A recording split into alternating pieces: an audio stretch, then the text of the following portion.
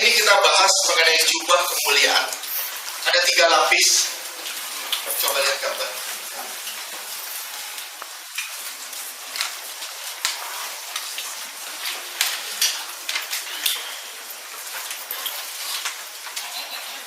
Ya, lapis pertama jubah kebenaran.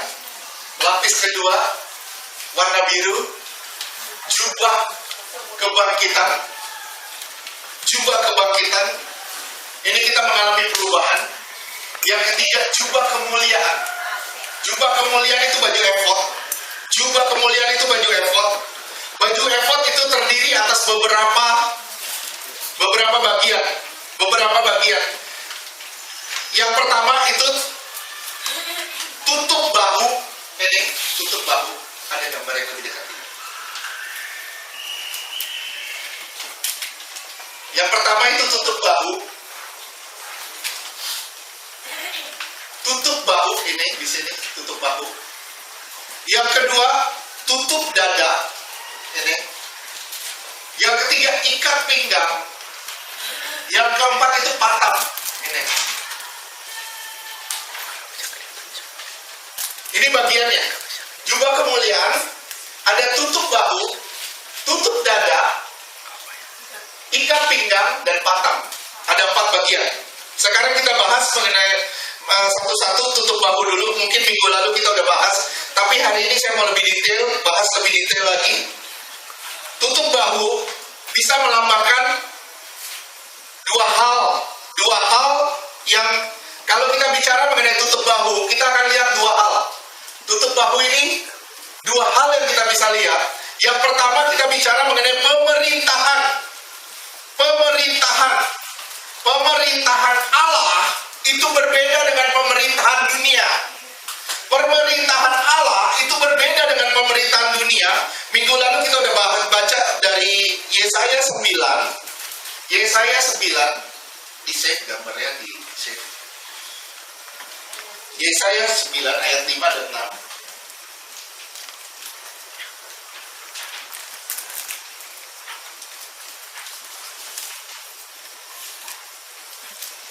Yesaya 9 ayat 5.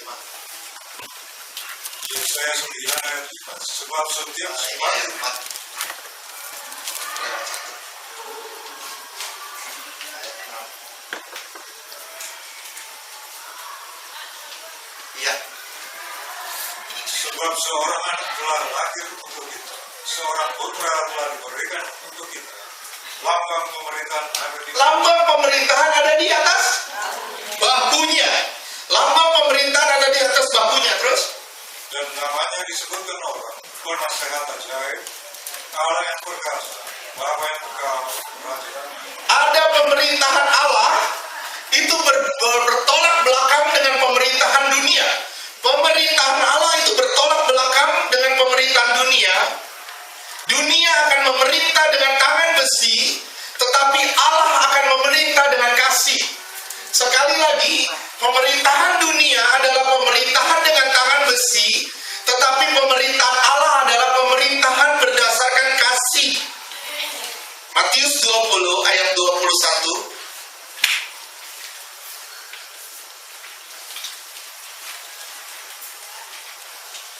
Matius 20 ayat 21. Kata Yesus, apa yang kau kehendaki?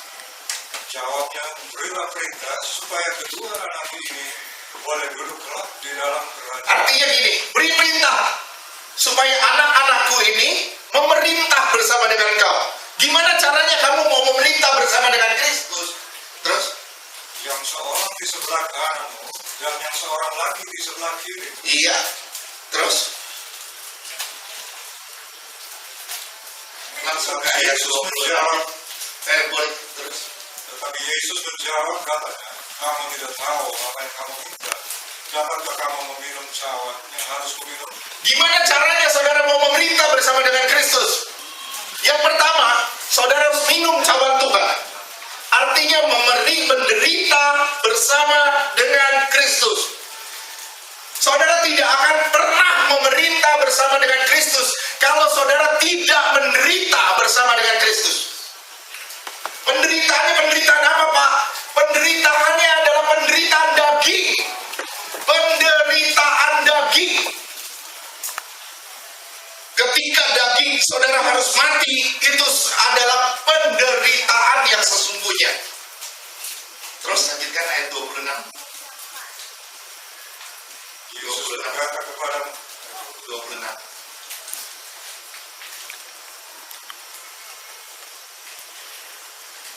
Matius 20 ayat 3. Tidaklah demikian di antara kamu.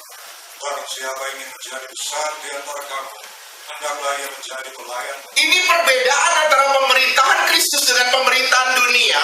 Semakin saudara tinggi jabatan, semakin tinggi ego saudara.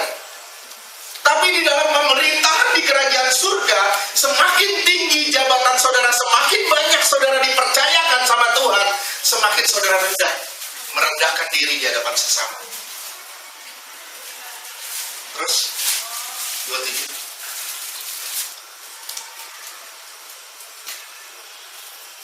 Dan barang siapa ingin menjadi terkemuka di antara kamu, hendaklah ia menjadi hamba. Siapa mau terkenal, dia harus menjadi hamba yang paling bawah. Inilah pemerintahan Allah. Terus lanjutkan 28. Sama seperti anak manusia, datang bukan untuk dilayani, melainkan untuk melayani dan untuk memberikan nyawanya menjadi tebusan bagi banyak orang. Kita dipanggil oleh Tuhan untuk melayani, bukan untuk dilayani. Ini kesalahan. Ini kesalahan. Sekarang lihat gambar kemah suci. Lihat gambar kemah suci. Saya bilang ini kesalahan dari gereja-gereja. Nih, perhatikan baik-baik. Ini kemah suci. Orang Israel datang.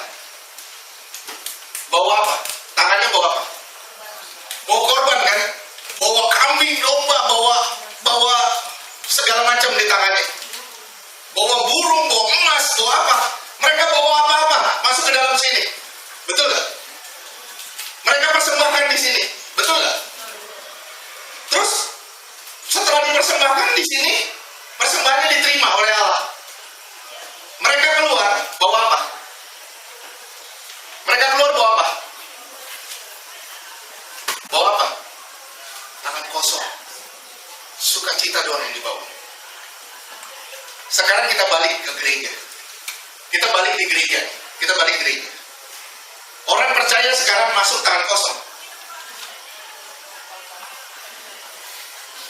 Pulang. Mau bawa macam-macam. Ya kan? Betul kan? Gereja-gereja mengajarkan yang salah. Jujur. Kenapa? Yang dikorek di dalam mimbar itu daging manusia. Kenapa daging harus dihidupin di sini? Justru gereja harus menjadi sarana untuk mematikan kedagingan manusia. Amin. Gereja harus menjadi sarana untuk mematikan daging. Nah, orang Israel masuk ke sini dengan tangan penuh. Begitu keluar, mereka berpulang dengan tangan kosong. Tapi gereja sekarang terbalik. Orang percaya masuk dengan tangan kosong, keluar membawa berkat yang banyak. Bahkan saudara mau memberi persembahan, banyak orang-orang memberi persembahan, doanya Bapak, Tuhan balaskan 100 kali ganda. Saya bilang, boleh nggak doa begitu? Tuhan bilang, Pak, boleh aja. Tapi dibalas kan? Jujur. Kita ngomong fair. Bisa dibalas nggak? Bisa. Tapi permasalahannya apa? Tidak mendidik saudara menjadi dewasa. Persembahan yang saudara beri, itu persembahan keharusan. Di mana saudara memberikan buat Tuhan, kalau saudara yakin dan percaya dan saudara tahu, Tuhan telah berbuat sangat baik dalam hidup saudara. Dan ketika saudara keluar, saudara bersyukur karena persembahan saudara diterima. Tapi sekarang kebalik, begitu saudara datang ke gereja, saudara bawa persembahan, dan saudara mau bawa pulang 100 kali ganda. Saya bilang, gereja menjadikan pencopet-pencopet di rumah Tuhan. Gereja berdagang.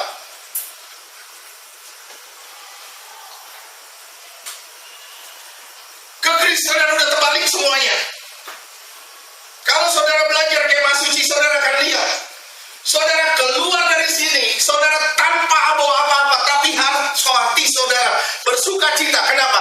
Karena saudara membawa pengampunan dari Tuhan. Saudara diterima oleh Tuhan. Saudara dikasihi oleh Tuhan. Dan saudara bilang, terima kasih Tuhan, Engkau telah melakukan segala-galanya buat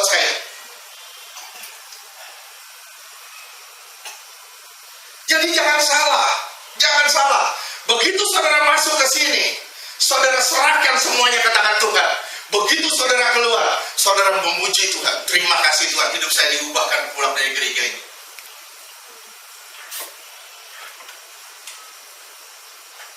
Sekarang orang ke gereja ngapain? Jujur. Jujur. Banyakan apa? Saya takut dikutuk Tuhan. Saya takut bermasalah. Saya takut begini, saya takut begini, saya takut begini, saya takut begini. Saya bilang, Tuhan sekejam apa? Tuhan sekejam apa? Enggak. Tuhan mah bisa melepaskan saudara. Tapi permasalahannya, Tuhan bilang, kalau saudara dalam lingkungan ini, saudara aman. Begitu saudara keluar, Tuhan bilang, itu ancaman. Saudara keluar dari jalurnya Tuhan, saudara sendiri yang bermasalah. Kenapa? Karena itu pilihan. Saudara nggak mau dengar firman Tuhan, saudara nggak mau nurut sama Tuhan, nggak apa-apa. Tuhan nggak rugi. Tuhan rugi nggak? Enggak, kalau saudara yang rugi. Tuhan nggak rugi. Tuhan cuma sayang sama saudara. Tuhan mengasihi saudara. Saudara dengar firman Tuhan dan saudara siap untuk diubah sama Tuhan. Kalau saudara nggak mau diubah, saudara berontak sama Tuhan, itu keputusan saudara. Cuman permasalahannya, saudara nggak akan dapat kemuliaan. Saudara nggak akan memerintah bersama dengan Tuhan. Nanti kita buktiin. Nanti kita buktiin sama-sama. Saudara mau memerintah bersama dengan Tuhan, layani sesamamu. Layani sesamamu. Saya melihat duniawi kok sekarang. Orang Kristen udah duniawi banget. Kita menganggap berkat Tuhan ketika kita terima berkat dalam arti materi. Tuhan bilang, kan Tuhan bilang Pak di Filipi, dia bilang apa? Allah kita kaya, dia akan membalas sesuai dengan kekayaannya. Kekayaan apa itu? Itu kekayaan rohani. Kalau kaya rohani, kalau saudara kaya rohani, dengan apapun yang saudara punya, saudara bisa bilang terima kasih Tuhan, itu terbaik dari Tuhan. Saudara bisa bersyukur dalam segala keadaan. Kenapa? Karena hati saudara sudah kaya dengan ucapan syukur. Dan kekristenan yang seperti ini yang dicari sama Tuhan sebenarnya. Kekristenan yang tahan terhadap cobaan, kekristenan yang tahan bantingan, kekristenan yang kuat, kekristenan yang tidak bisa diombang-ambing dengan masalah atau dengan apapun juga. Tapi saudara tetap berdiri teguh walaupun badai menerpa saudara. Dan saudara bilang, bersama Tuhan saya cakap menanggung segala perkara. Beri kemuliaan buat Tuhan. Kalau saudara benar-benar mau memerintah bersama dengan Tuhan, pesan saya satu, saudara harus minum cawan Tuhan. Itu yang paling utama.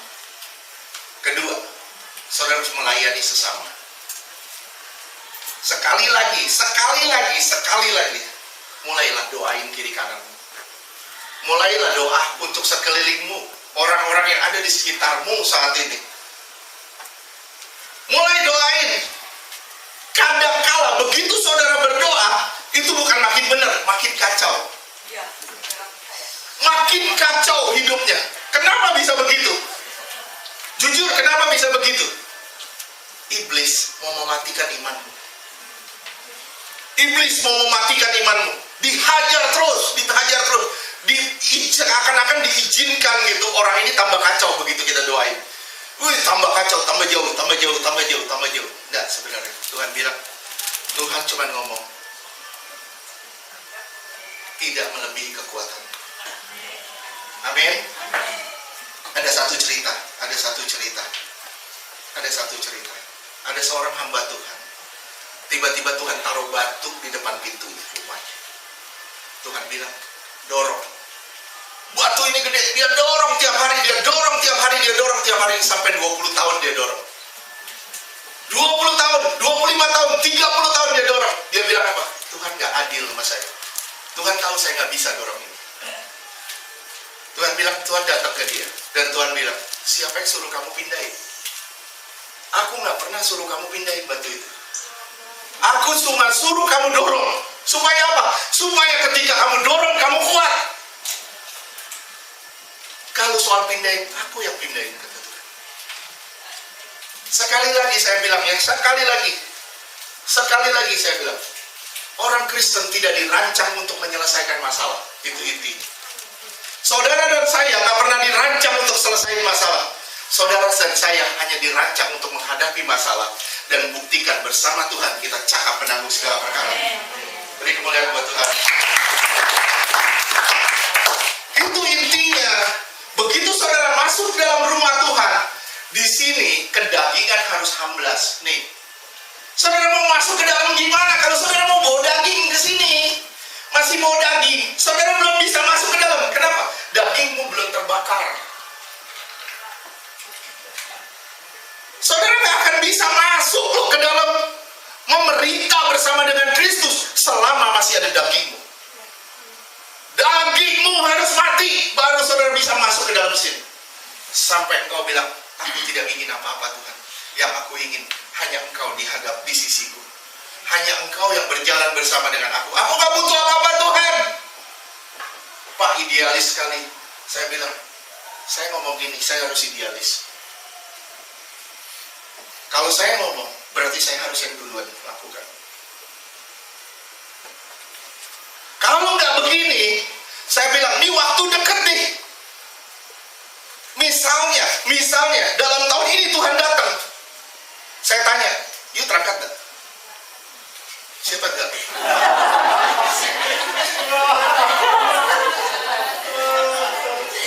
Kenapa?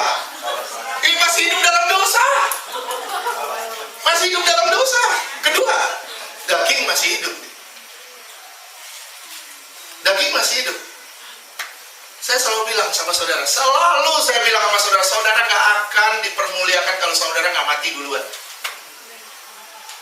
Sekali lagi, saudara gak akan dipermuliakan kalau saudara gak mati sekarang.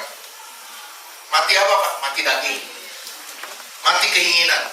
Sampai saudara gak punya keinginan apa-apa lagi selain Tuhan. Hidupmu menjadi penyembahan buat Tuhan.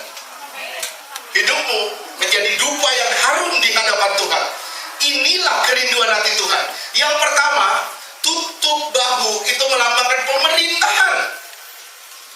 Dalam pemerintahan Allah, itu berbanding terbalik dengan pemerintahan dunia. Seorang imam akan mengesampingkan segala kepentingan-kepentingan pribadi. Sekali lagi, seorang imam akan mengesampingkan berbagai kepentingan pribadinya. Yang diutamakan adalah kepentingan Allah di dalam hidupnya. Sekali lagi, seorang imam akan mengesampingkan semua kepentingan pribadi. Pertanyaan saya, siapa di sini imam? Bukan hanya laki-laki. Imam itu semua kita dirancang menjadi imam. Tapi kalau saudara tidak pernah mengesampingkan kepentingan-kepentingan pribadi saudara, khotbah sedikit dengar tersinggung, dikit tersinggung. Saya bilang, saudara bakat masuk neraka.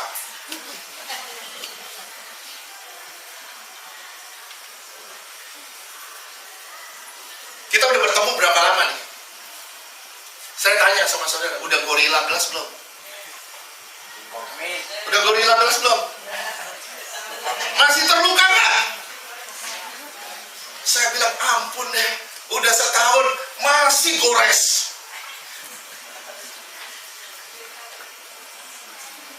Saya teriak-teriak di sini, saudara masih tergores. Saya bilang, kekristenan model apa ini? Berarti orang yang tergores itu masih ada kepentingan. Betul? Saudara tergores, berarti saudara masih ada kepentingan. Dan kepentingan itu biang kerok penyakit. Mulai hari ini lepasin kepentingan. Belajar menyenangkan orang lain. Melepaskan kepentingan kita supaya orang lain bisa disenangkan. Filipi 2 ayat 2-4.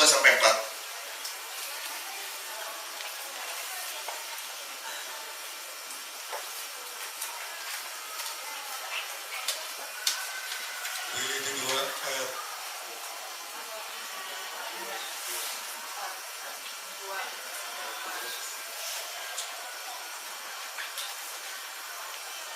Filipi 2 ayat 2. Karena itu sempurnakanlah sukacitaku dengan ini. Hendaklah kamu sehati sepikir dalam satu kasih, satu jiwa, satu tujuan. Kita semua mau unity. Kita semua mau jadi satu. Betul? Gimana saudara mau jadi satu kalau saudara nggak pernah sehati sepikir sama kita? Kita semua harus menyatukan pikiran dulu. Apa? Menyatukan pikiran, menyatukan tujuan. Tujuan saya kemana? Tujuan saya ke surga. Tujuan saudara kemana? Kalau tujuan ke surga, saya bilang, yuk kita jalan bareng nih. Yuk kita jalan bareng. Kalau tujuan saya ke surga, tujuan saudara ke tempat lain, saudara nggak akan bisa bareng-bareng kita sama-sama. Kenapa? Saudara akan cepat, banyak kali saudara akan banyak tersinggung. Tadi pagi Tuhan masih ngomong sama saya. Tadi pagi Tuhan bilang, khotbahmu akan banyak menyakiti daging.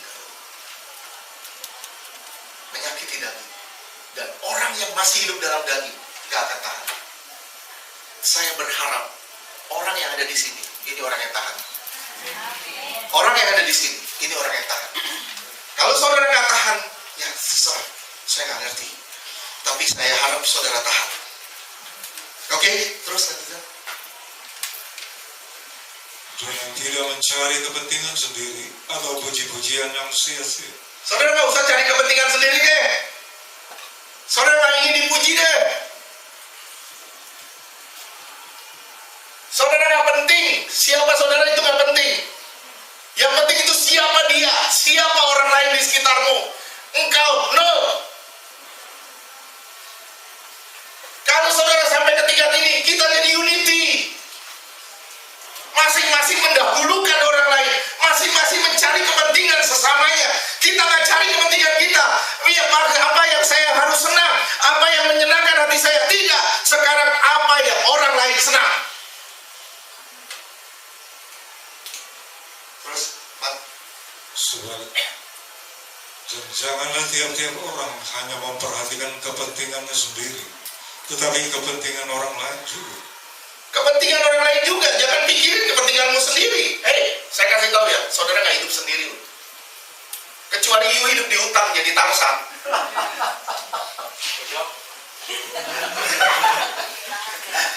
Ayo, maaf. Kecuali kita hidup di hutan jadi Tarzan, kita punya kepentingan sendiri. Tiap hari mainnya cuma sama monyet. Kita hidup sama-sama nih. You jangan mau dihormati terus, you jangan mau dianggap orang terus. Sekali-kali you harus mau jadi keset. Sekali-kali you harus mau jadi keset. Siap direndahin. Bilang, Tuhan saya siap. Ini udah hati gores Tuhan. Silakan Tuhan, buktikan. Wih, panas lo. Siap lo disakitin. Just. Aduh, masih nyeri Tuhan, masih nyeri. Udah nyeri, udah disakitin. Pakein jeruk nipis lagi. Waduh, nyeri banget deh.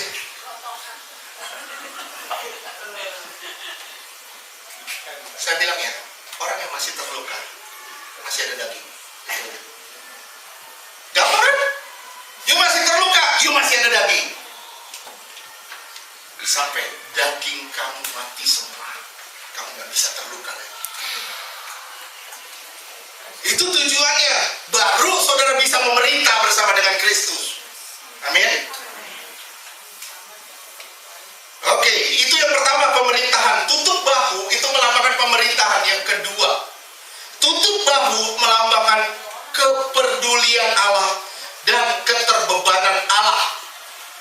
Tutup bahu yang kedua melambangkan kepedulian Allah dan keterbebanan Allah. Lukas 23 ayat 26.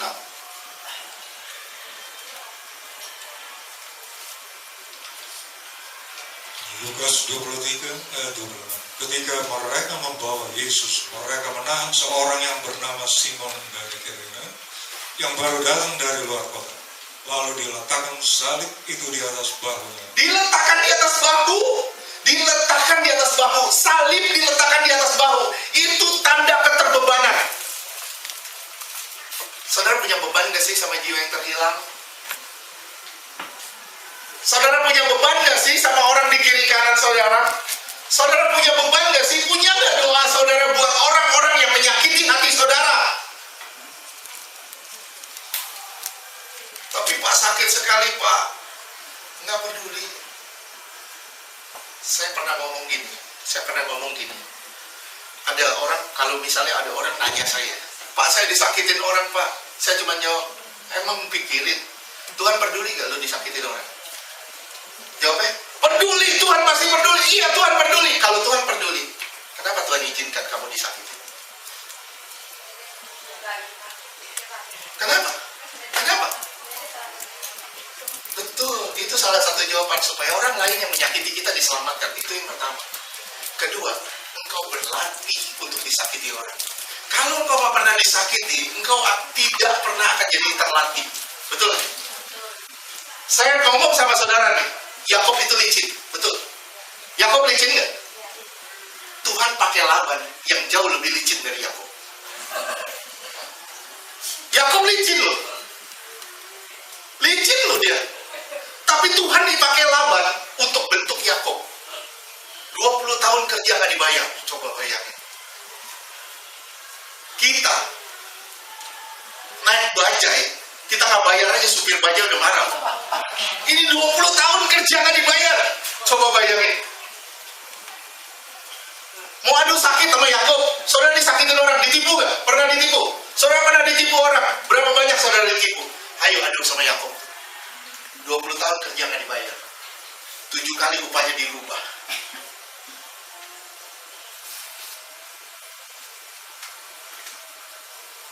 Tapi 20 tahun itu pembentukan manusia Yakub menjadi manusia yang sempurna. Sampai dia benar-benar menjadi pribadi yang berbeda. Kepedulian Allah. Saudara harus memikul beban di atas bahu saudara. Beban itu apa? Beban sesama saudara. Beban dosa saudara. Beban dosa orang lain. Saudara ampuni mereka. Lepasin semua kesalahan mereka. Allah peduli sama saudara. Sampai-sampai saudara ditaruh di atas bahunya. Saudara ditaruh di atas bahunya. Keluaran 28 ayat 9.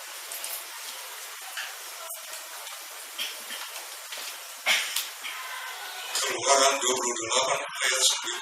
Haruslah kau ambil 2 permata krisopras dan membukirkan nama para anak Israel pada permata itu. Nih, batu krisopras yang sudah diasah, digosok, ditaruh di atas bahu Tuhan. Ditaruh di atas bahu Tuhan. Dan dibawa ke hadapan Bapa di surga. Artinya apa ini? Tuhan sangat peduli terhadap hidup saudara. Tuhan sangat peduli terhadap kebebanan saudara. Masalah-masalah saudara Tuhan peduli. Tapi yang Tuhan lebih peduli itu keselamatan saudara. Tuhan jauh lebih peduli. Tuhan gak bilang, udahlah, masalahmu beres, tuntas. Kalau begitu, kau jadi anak gampang dong. Kalau kau minta semua dikasih. Kau minta semua dikasih, kau jadi anak gampang. Tapi Tuhan melatih saudara. Melatih saudara. Tapi Tuhan terbeban sama saudara. Kalau saudara menghadapi masalah sampai hari ini, dan saudara berdoa, dan belum ada jalan keluar, itu bukan berarti Tuhan gak peduli sama saudara. Tapi Tuhan lagi melatih saudara. Supaya saudara kuat, tangguh. Dan begitu Tuhan kucurin semua yang saudara butuhkan, baru di situ saudara lihat, saudara sudah berubah. Jangan sampai begitu ada jawaban, saudara bersyukur sama Tuhan. Begitu saudara bersyukur, saudara lupa sebentar sama Tuhan. Hilang semua kebaikan-kebaikan Tuhan. Yang saudara lihat cuma gimana caranya. Dengan apa yang Tuhan beri ini, saya menyenangkan daging saya. Sekali lagi, Tuhan tidak memberkati saudara untuk menghidupkan daging saudara. Saya ngomong advance ya. Ya, saya ngomong kedewasaan nih. Saudara nggak akan diberkati Tuhan untuk menghidupkan daging. Nggak mungkin. Tapi saudara diberkati Tuhan untuk jadi berkat buat orang lain. Kita ngomong kedewasaan nih. Kalau kita dewasa rohani, kita ngomongnya begini.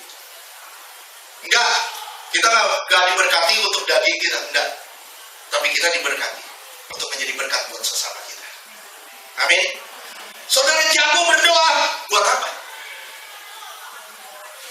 Buat nampak. Berdoa, wah hebat banget tuh berdoa, bagus sekali. Saudara jago khotbah, hebat banget khotbahnya, bagus sekali. Buat apa? Tapi kalau saudara bisa berdoa, saudara bisa berkhotbah, semuanya untuk kemuliaan nama Tuhan. Amin. Semuanya untuk jadi berkat buat sesama. Semuanya untuk puji-pujian bagi Tuhan. Ini yang namanya keterbebanan. Dia Allah yang berdoa bagi saudara dan saya. Dia Allah yang senantiasa berdoa bagi kita. Ibrani 9 ayat 24.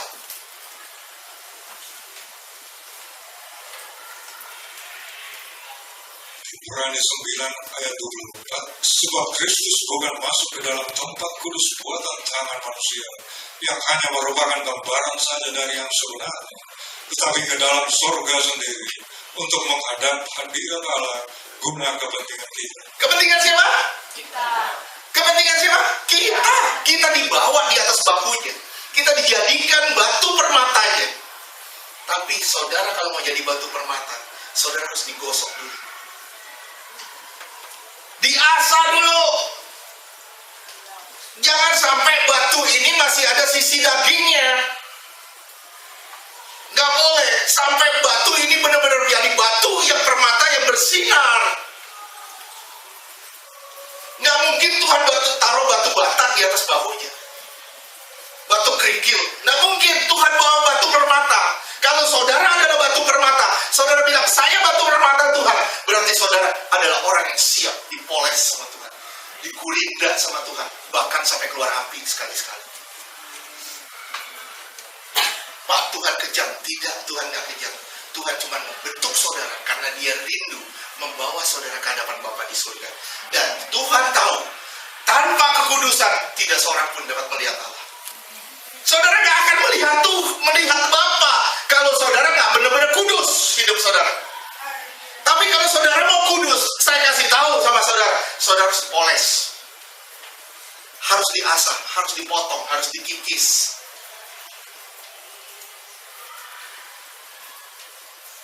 Saudara harus menjadi manusia Kristen yang sempurna. Bukan hanya orang yang sekedar selamat, yang hidupnya suka-sukamu. Hidup semau-maunya, nggak bisa. Emang saudara sudah milik siapa? Saudara milik siapa? Milik siapa? Saudara milik Tuhan benar. Sekarang saya tanya, kalau saudara milik Tuhan, berapa persen hidupmu milik Tuhan? 24 jam dalam satu hari. Berapa persen hidupmu milik Tuhan? Langsung jawab dalam hati saudara. Berapa persen saudara hidup suka-suka? Saudara nggak peduli dengan keberadaan Tuhan di dalam diri saudara. Saudara berbuat dosa, seakan-akan itu sah dalam. Dan saudara pikir, itu benar. Tuhan tahu kok kelemahan saya. Tuhan tahu kelemahanmu. Tuhan cuma bilang, kalau kamu nggak pernah minta untuk diberi kekuatan, kau akan lemah terus. Tuhan tahu kelemahanmu, tapi Tuhan bilang, Tuhan mau bawa kamu di atas bahunya, dan Tuhan mau menghadap Bapaknya, dan Tuhan tahu engkau nggak akan bisa dibawa menghadap Bapa kalau engkau belum sempurna.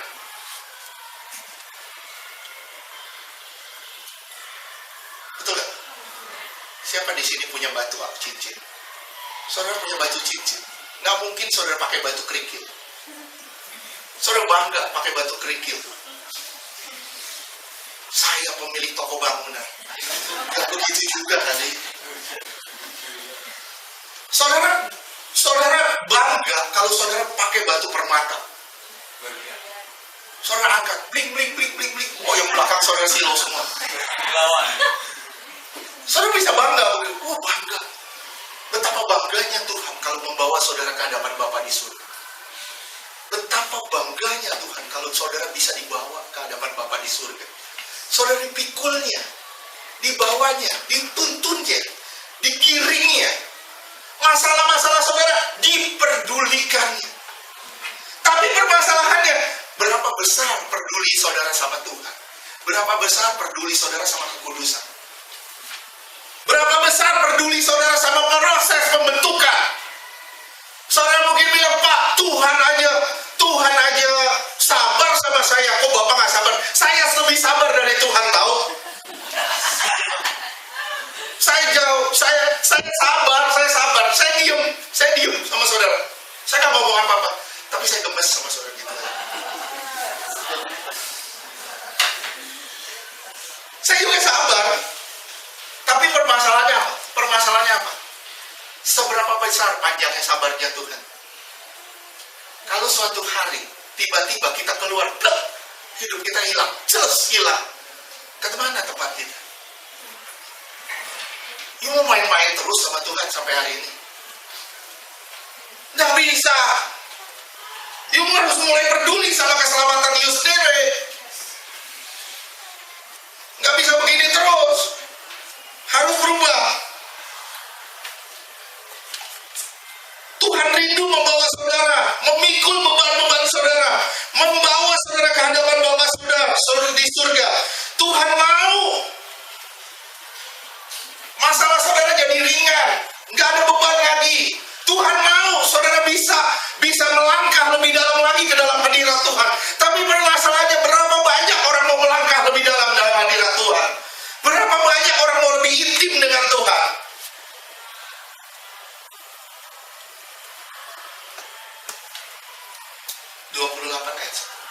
ayat 8.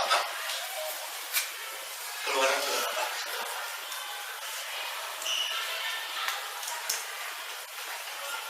Keluaran 26 ayat 8. Jangan ayat 10.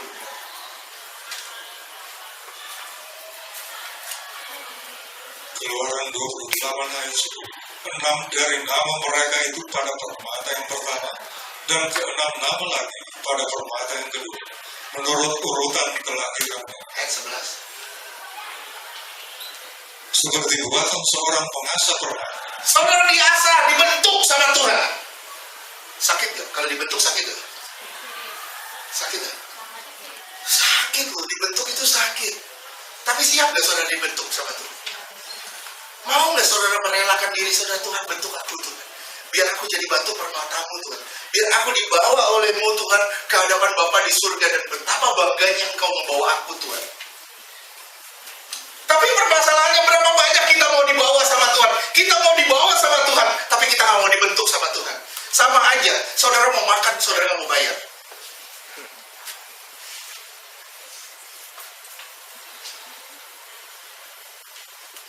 Saya selalu ngomong, no crown without cross. Nggak mungkin ada mahkota kalau saudara nggak pernah pikul salib. Nggak mungkin. Mustahil. Itu kekristenan cetek, kekristenan minim. Kekristenan yang nggak ada faedahnya. Daging. Kalau saudara mau mahkota, harus berani pikul salib. Dan ketika saudara pikul salib, harus berani mati daging. Amin. Sampai ke sini masih ngerti? Masih ngerti bahasa Indonesia kan? Yuk terus kita lanjutkan. Tuhan tidak pernah berubah. Terus lihat ya, baca ini dulu. Diukirkan seperti materai. Diukir seperti materai, artinya diukir seperti materai, artinya diukir sangat indah nama saudara. Ditaruh di atas bahunya, dibawa ke hadapan Bapa di surga. Betapa baiknya Tuhan. Amin. Saudara ngerasa gak baiknya Tuhan? Saudara ngerasa gak saudara umat pilihan Tuhan? Dari sekian juta, dari sekian banyak orang di muka bumi, saudara dipilih oleh Tuhan untuk dibawa ke hadapan Tuhan, di hadapan Bapa di surga. Tapi permasalahannya, dari sekian banyak orang Kristen, berapa banyak yang mau diproses sama Tuhan jadi batu permatanya Tuhan? Berapa banyak mau diukir namanya? Bayangin ya, batu udah dipoles, udah diasah, udah jadi batu permata, dikerik lagi, tulis nama. Sakitnya kayak apa coba? Tapi begitu udah ditulis, diukir, dikerik, udah jadi materai, baru ditaruh di bahunya. Terus baca. Demikianlah harus kau ukirkan pada kedua permata itu nama para anak Israel, dililit dengan ikat emas. Dililit dengan ikat emas. Ini luar biasanya. Ini satu kalimat yang luar biasa. Emas melambangkan sifat keilahian, kealahan.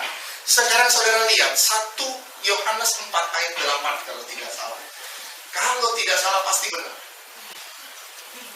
1 Yohanes 4 ayat ke-8. 1 Yohanes 4 ayat 8. Barang siapa tidak mengasihi, ia tidak mengenal Allah, sebab Allah adalah kasih. Allah adalah kasih. Kita kembali ke ayat tadi. Keluaran 28 ayat 11. Allah adalah kasih. Catat baik-baik ya, Allah adalah kasih. Terus 28 keluaran.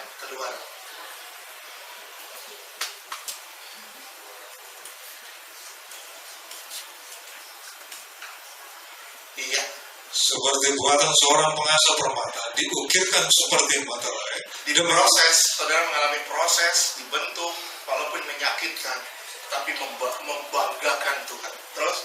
Demikianlah harus kau ukirkan pada kedua permata itu nama para anak Israel, dililit dengan ikat emas. Ikat emas, emas sama keilahian. Allah adalah kasih. Berarti saudara dililit di bahu Tuhan dengan kasih-Nya. Saudara ditaruh di bahunya dengan kasih-Nya, dan saudara dibawa ke hadapan Bapa di surga. Saudara punya beban, saudara punya pergumulan, saudara ditaruh di bahunya dan dibawa ke hadapan Bapa di surga. Dan dia bilang, Bapak, anakmu ini butuh pertolongan. Anakmu ini butuh jamahan. Anakmu ini butuh pertolongan, butuh jalan keluar, butuh ini. Tapi saudara harus dulu dibentuk, diproses menjadi batu permata Tuhan. Oleh sebab itu ada firman yang berbunyi, doa orang benar bila dengan yakin didoakan, besar kuasanya. Besar kuasanya. Saudara bilang, wah, doa orang benar bila dengan yakin didoakan, besar kuasanya. Doa orang benarnya kayak apa?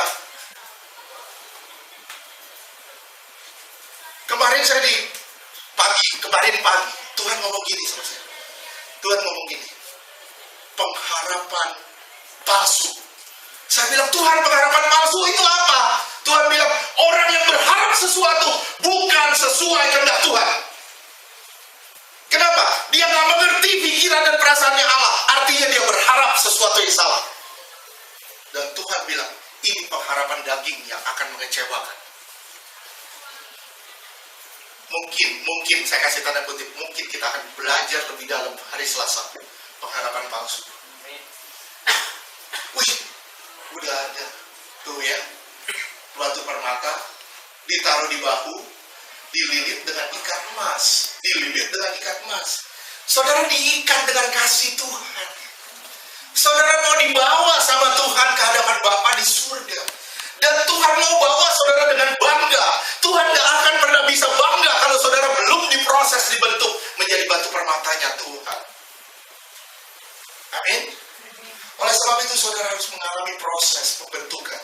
Dan proses itu bukan menyakitkan, tapi menyehatkan dan menguatkan saudara. Semakin saudara diproses, semakin saudara kuat. Semakin saudara proses, semakin saudara kuat. Kalau saudara pulang dari tempat ini masih ada pahit hati, saya bilang sama saudara, mungkin saudara lebih baik beresin sekarang. Saudara pulang dari tempat ini, saudara harus pulang dengan sukacita dan damai sejahtera. Saudara harus pulang dari tempat ini, saudara harus pulang dengan pikiran yang baru, perasaan yang baru, iman yang baru. Benar-benar saudara menyatu dengan Tuhan sampai saudara benar-benar menjadi kebanggaannya Tuhan. Dia lebih kenal kita daripada kita mengenal diri kita sendiri. Allah peduli pada semua masalah kita, tapi dia lebih peduli kepada kesempurnaan kita. Catat baik-baik ya. Tuhan peduli sama masalah saya.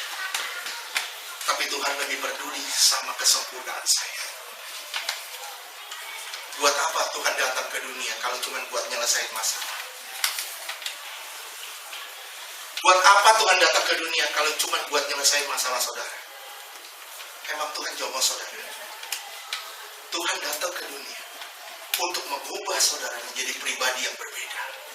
Tuhan datang ke dunia untuk menjadikan saudara pribadi yang sempurna.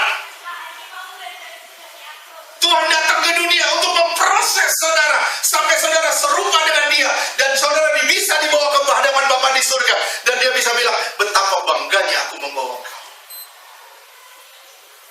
Kenapa? Karena engkau seperti yang aku inginkan. Mazmur 139 ayat 1 dan 2.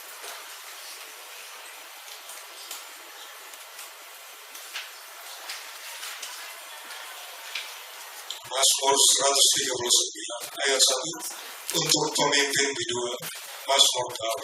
Tuhan, Engkau menyelidiki dan mengenal aku. Tuhan menyelidiki kita, Tuhan mengenal kita. Terus, Engkau mengetahui kalau aku duduk atau berdiri. Engkau mengerti pikiranku dari jauh. engkau tahu pikiranku Tuhan, walaupun dari jauh. Terus, Engkau memeriksa aku kalau aku berjalan dan berbaring. Segala jalanku Kau maklumi. terus, Sebab sebelum lidahku mengeluarkan perkataan, sesungguhnya semuanya telah Kau ketahui. semua Tuhan telah tahu sebelum kita ngomong. Oleh sebab itu, jangan terlanjur dengan perkataanmu. Terus, Dari belakang dan dari depan Engkau mengurung aku, dan Engkau menaruh tanganmu ke atasku. terus, Terlalu ajaib bagiku pengetahuan itu. Terlalu tinggi, tidak sanggup aku mencapainya. Mazmur sampai bilang, waduh, terlalu tinggi pengetahuan Tuhan.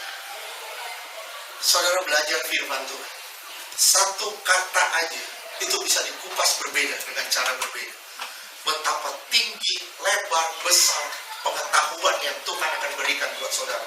Kalau saudara benar-benar mau intim sama dia, saudara mau menyatu dengan dia, saudara terus rindu akan dia.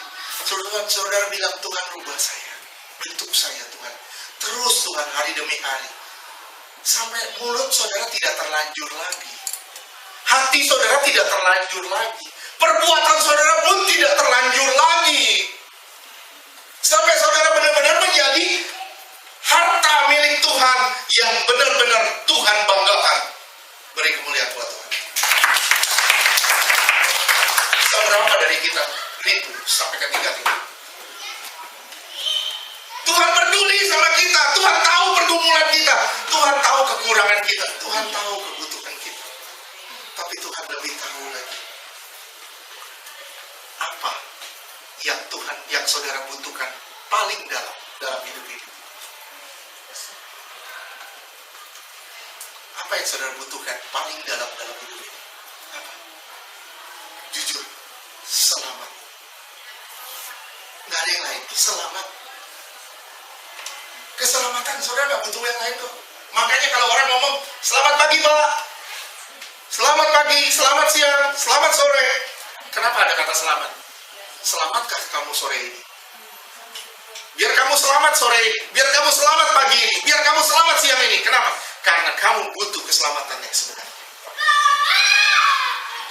Kamu nggak butuh harta, kamu nggak butuh apa-apa. Yang kamu butuh adalah kesempurnaan. Sampai hidupmu benar-benar dibawa sama Tuhan, jadi kebanggaannya Tuhan. Amin. Terus kita lanjutkan. Sekarang kita masuk ke ikat pinggang. Ikat pinggang. Keluaran 28 ayat ke-8.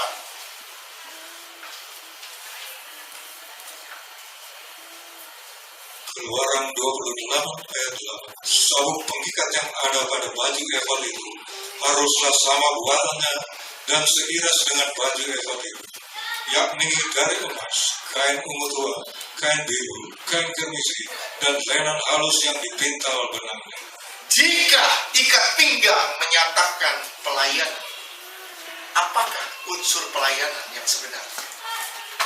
Unsur pelayanan yang sebenarnya yang pertama adalah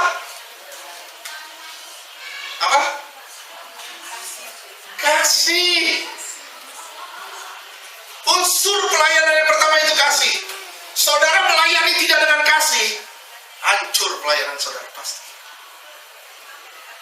Coba aja, saudara melayani orang. Saudara melayani orang nggak mau terima pendapat saudara. Saudara maki dia. Saya bilang, ini pelayanan, ngancurin pelayanan. Saudara melayani orang nggak mau terima pendapat saudara. Saudara marahin dia. Saya bilang, di mana kasih? Pelayanan harusnya adalah kasih. Tapi kenapa kasih nggak ada?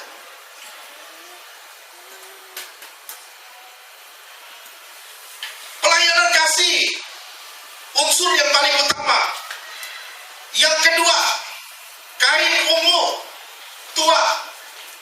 Ini menandakan rajani, yang artinya posisi. Yang pertama pelayanan itu kasih, yang kedua posisi. Apa artinya Pak posisi Pak? Pelayanan, kalau saudara memposisikan saudara sebagai orang penting di dalam suatu pelayanan, saya bilang pelayanan akan jadi perusahaan. Sekali lagi saya bilang, jika saudara menempatkan diri saudara sebagai orang penting di dalam pelayanan, saudara akan jadikan pelayanan sebagai suatu perusahaan. Pelayanan akan jadi perusahaan, betul. Kenapa? Saudara akan jadi CEO-nya. Dan keputusan saudara itu mutlak, tidak bisa ditawar-tawar. Pelayanan model gini, pertama, tidak ada kasih. Posisi juga salah. Oke? Unsur pelayanan yang ketiga, biru. Atau yang saya bilang sama saudara, unsur pelayanan yang ketiga ini bicara mengenai sifat dan karakter yang telah diubah. Kalau saudara mau pelayanan, saat karakter saudara masih kayak dulu, saya bilang, dimanapun saudara melayani, saudara akan kecewa. Kenapa? Saudara akan nuntut orang lain. Nuntut sana, nuntut sini, nuntut sini, nuntut sini. Saudara harus tahu, siapa yang saudara layani adalah orang yang tidak sempurna. Orang yang tidak sempurna. Justru itu, posisi saudara harus benar. Sifat dan karakter saudara juga harus benar. Sifat dan karakter saudara juga harus benar. Yang keempat, bicara mengenai kermisi. Ini bicara mengenai pengorbanan. Pelayanan tanpa pengorbanan bukan pelayanan. Pelayanan harus rela berkorban.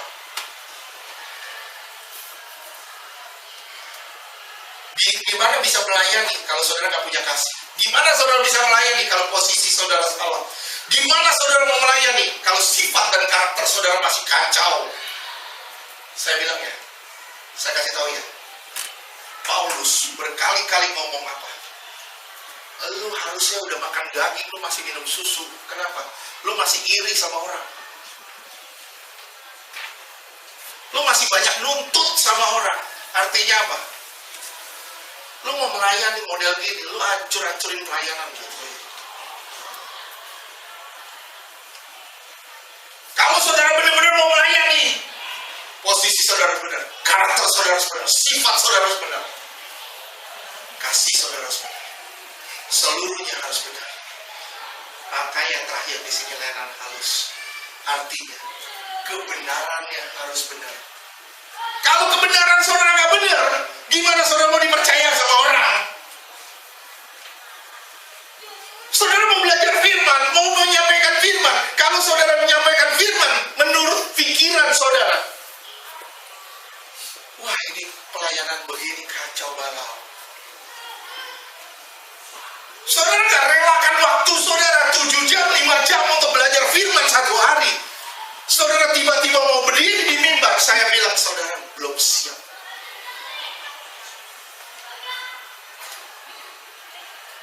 Saudara harus berani sisain waktu saudara 5 jam satu hari untuk belajar firman. Minta pencerahan dari Roh. Terus. Minta terus. Minta terus. Sampai saudara ngerti pikiran dan perasaan Allah, baru saudara bisa tahu apa kehendak Tuhan dalam hidup saudara. Dan semua pelayanan tidak melulu di mimbar. Pelayanan pelayanan yang paling utama adalah pelayanan tidak terlihat. Gimana Pak pelayanan tidak terlihat? Saudara duduk di belakang saudara, doain saya. Saya bisa berdiri di sini itu karena doa saudara. Betul. Kenapa? 2 hari lalu saya sakit. Saya nggak bisa bangun, istri saya yang tahu. Saya lihat di WhatsApp pada berdoa. Saya bilang, saya bisa berdiri di sini karena doa saudara. Kalau nggak ada yang doain, saya pasti nggak bisa berdiri di sini. 1 minggu saya kelelahan. Saya tepar, nggak bisa bangun. Tapi saya lihat kepedulian dari jemaat. Ini satu hal yang luar biasa loh. Satu hal yang luar biasa. Akhirnya hari Sabtu kemarin saya bisa bangkit lagi, saya bisa pelayanan lagi. Kenapa bisa begitu?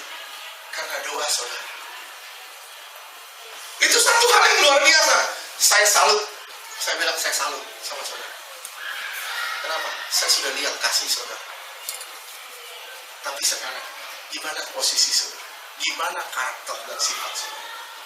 Ini harus kita poles. Mungkin di saya juga belum sempurna, di Kenneth juga belum sempurna, tapi ayo kita sama-sama kita maju. Sama-sama yuk kita dibentuk sama Tuhan sampai kita menjadi pribadi yang beres di hadapan Tuhan. Yang berikutnya dari baju ekor. Ini saya benar nih,